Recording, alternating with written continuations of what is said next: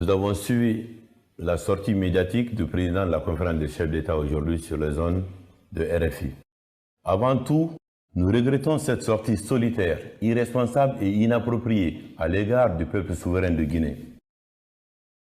Comme vous le savez tous, la fonction de président de la conférence des chefs de l'État est d'une grande exigence et ne voudrait pas que l'on estime que ce statut donne le droit de parler et de décider en lieu et place de ses pairs avant même de leur avoir consulté. Depuis son arrivée à la tête de cette institution respectable, le président Embalo s'illustre dans ses prises de position personnelles au mépris de ses homologues présidents.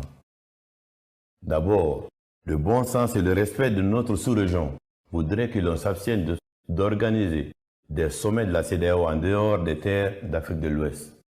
La jeunesse consciente africaine pleure dans son âme que son sort et sa situation soient décidés d'avance par quelqu'un et à des milliers de kilomètres. Cela démontre clairement aussi le manque de rigueur en soi à certains moments.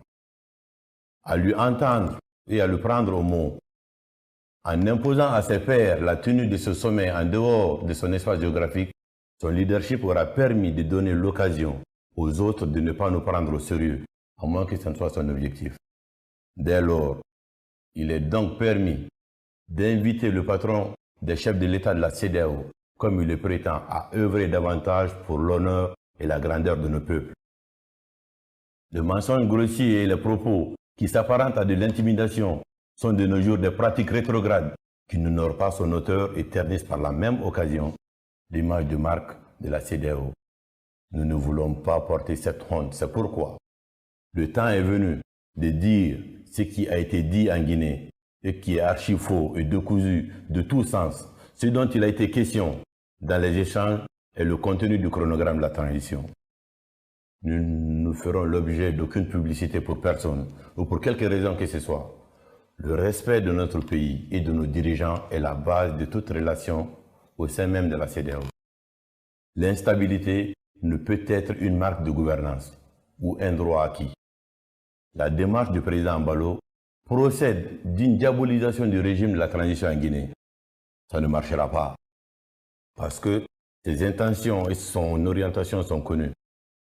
Toutes les démarches menées par lui en lieu et place de la CEDEAO étaient de nature à entériner son choix de candidat pour les futures élections. Nous ne laisserons personne prendre en otage la voix du peuple. Si cela nous vaut de l'acharnement, nous voulons rassurer la communauté nationale et internationale que le peuple souverain de Guinée sera au rendez-vous de l'espoir parce que nous ne reculerons pas. Nous invitons les uns et les autres à la vigilance. Une autre évidence est le fait qu'il y a une nouvelle dynamique dans nos pays qui est impulsée par une nouvelle génération de dirigeants à laquelle appartient le président Doumbouya, qui ne fera pas de civisme et n'est pas aliéné.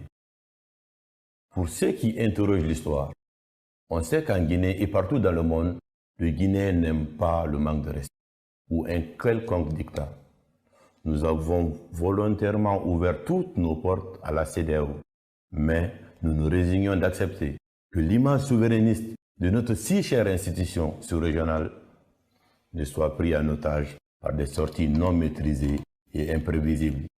Président Embalo, qu'est-ce qui nous a été proposé pour une sortie de transition, à part le calcul arithmétique de jours et de mois? La situation guinéenne n'est-elle pas la résultante de l'inaction et du mutisme de la CEDEAO dans l'accompagnement de faits dans la violation de la Constitution? Nous assimilons cet acharnement au fait que les actions de rectification institutionnelle en cours dans notre pays soient du mauvais goût pour certains qui voudraient nous replonger dans les erreurs du passé. Chaque pays a ses réalités et nous assumons les nôtres.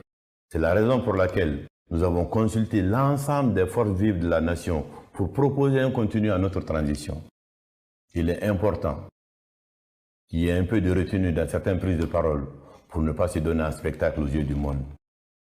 On ne peut malheureusement pas se permettre de parler comme des acteurs des réseaux sociaux pour comptabiliser le nombre de vues. Nous ne permettrons à personne que la presse soit la voie par laquelle un responsable choisira pour parler de notre pays et en profiter pour s'accorder du crédit en disant des choses qui n'ont jamais fait l'objet d'échanges. La première sortie n'a pas fait l'objet de réaction parce qu'il avait été estimé qu'il fallait de la hauteur.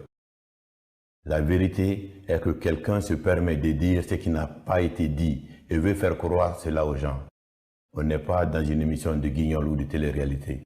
Il s'agit de relations diplomatiques entre des États responsables qui requièrent le respect. Au sujet des sanctions pré-proclamées, nous répondons que ce n'est pas une surprise venant du président Mbalo. Nous regrettons ces propos qui s'apparentent à de l'arrogance contre notre pays et un dictat aux autres chefs d'État de la CEDEAO. Ce qui reste sûr, les prises de position du président Bissau-Guinéen ne seront pas de nature à détériorer les relations historiques, séculaires et fraternelles entre nos deux peuples. Nous trouverons en cette période de transition la force, le caractère et l'union sacrée qui nous permettront d'aboutir à la mise en place d'institutions fortes qui résisteront au temps et à la tentation des hommes. Nous voulons à cette période cruciale pour notre pays pouvoir compter sur l'accompagnement de tous les partenaires sous l'égide de nos frères de la CEDEAO. Je vous remercie.